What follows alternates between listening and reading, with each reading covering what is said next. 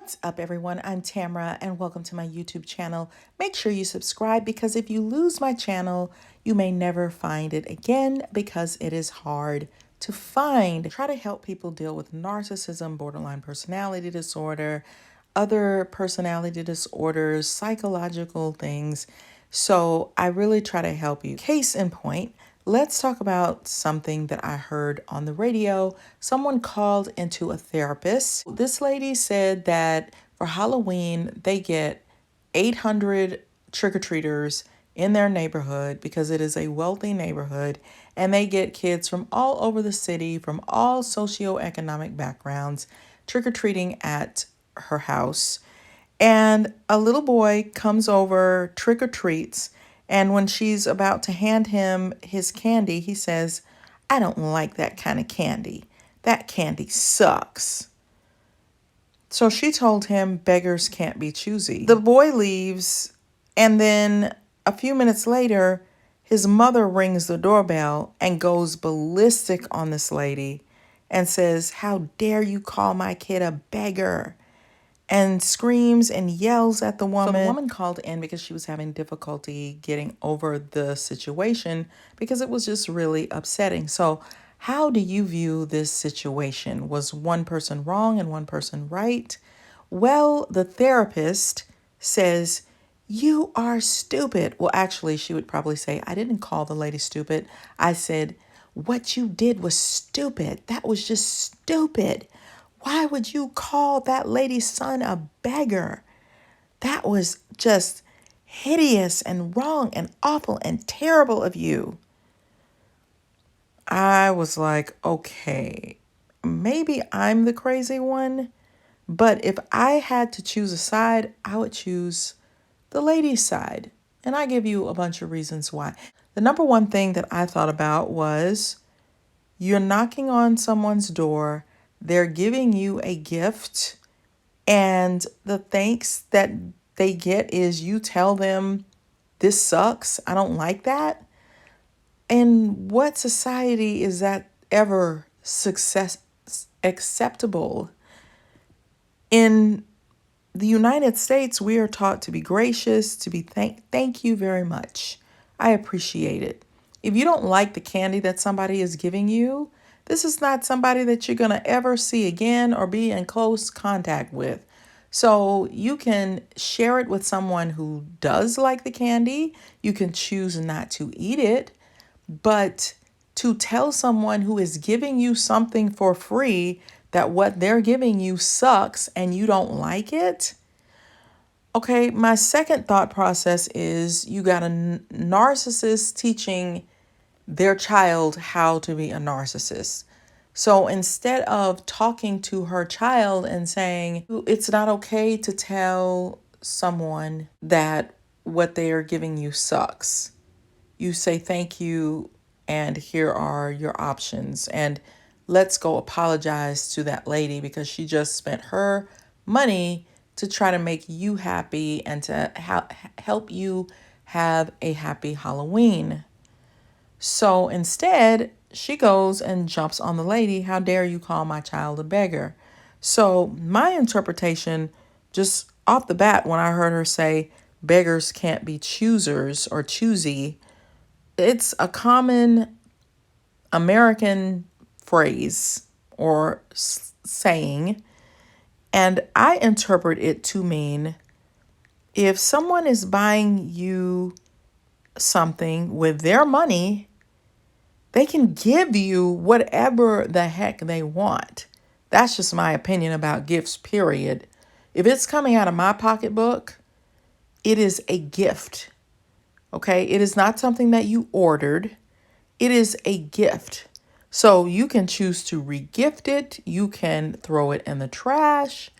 But it is not acceptable to tell someone who has spent their hard-earned money on something that I don't like this, or I don't want that. That is extremely rude, disrespectful. That's just my opinion. Sometimes we use these shortened phrases so that we don't have to go into all the explanation that I'm going into.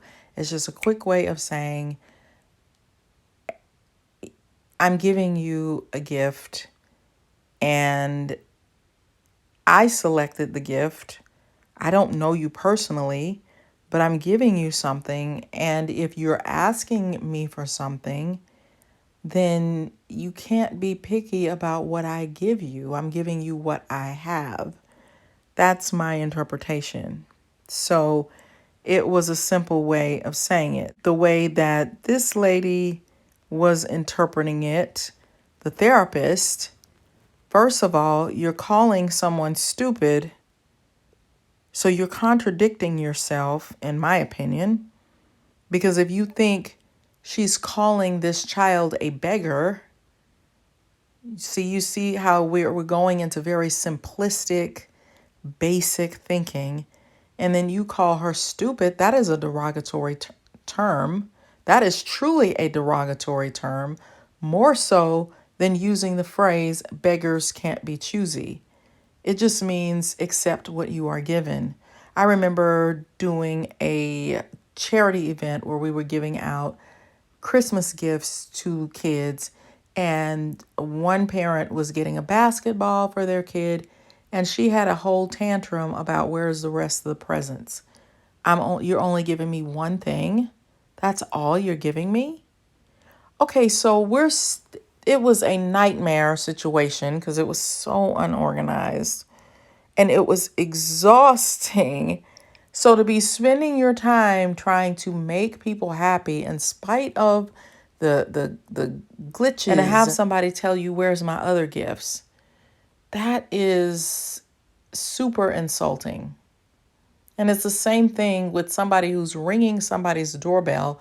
If you would like the candy that you like, go order it from the grocery store. And you can get whatever chocolates, caramels. I think she was calling him a beggar to be insulting. No, this is a stranger to her. She doesn't know if he's rich or poor.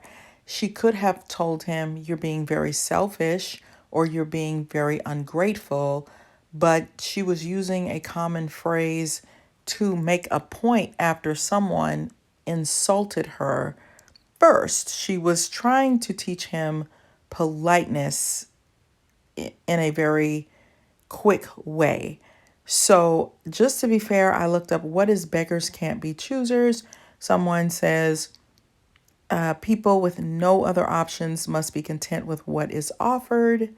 Another definition is used to say that people who need something should be satisfied with what they get, even if it is not exactly what they wanted.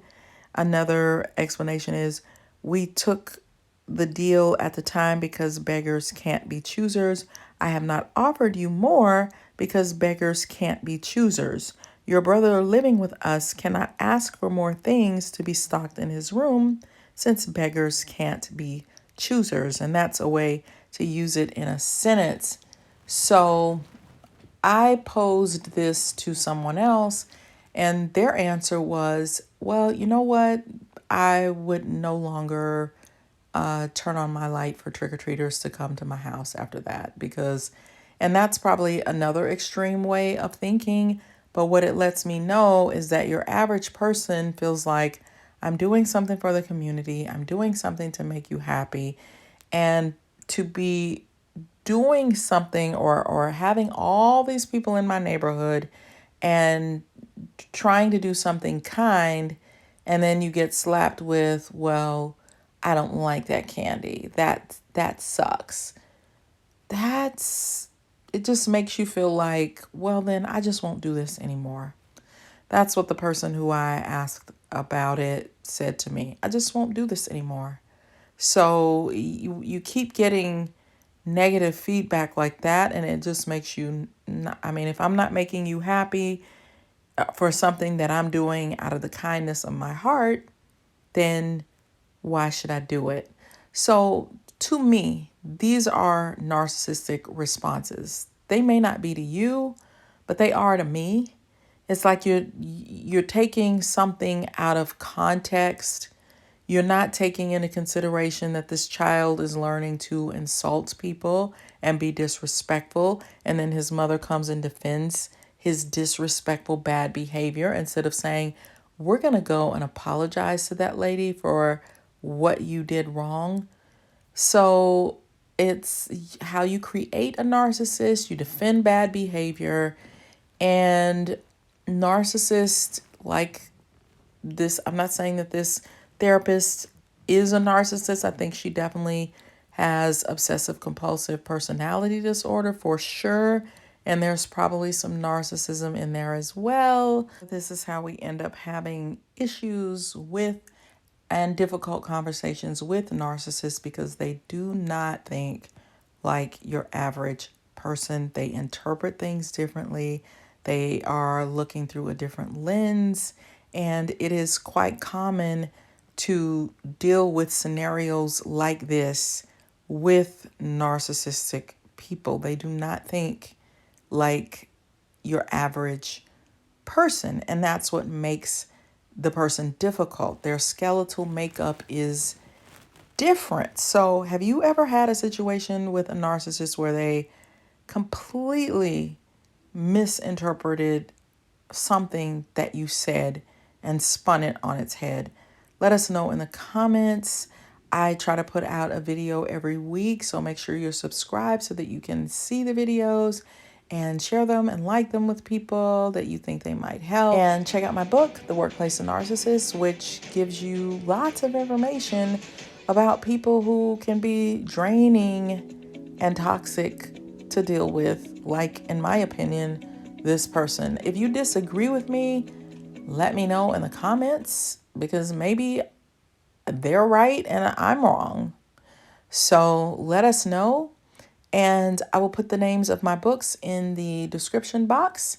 And I will see you again on my next video. And thank you so much for watching. I really, really do appreciate your support. And have a wonderful day. Bye.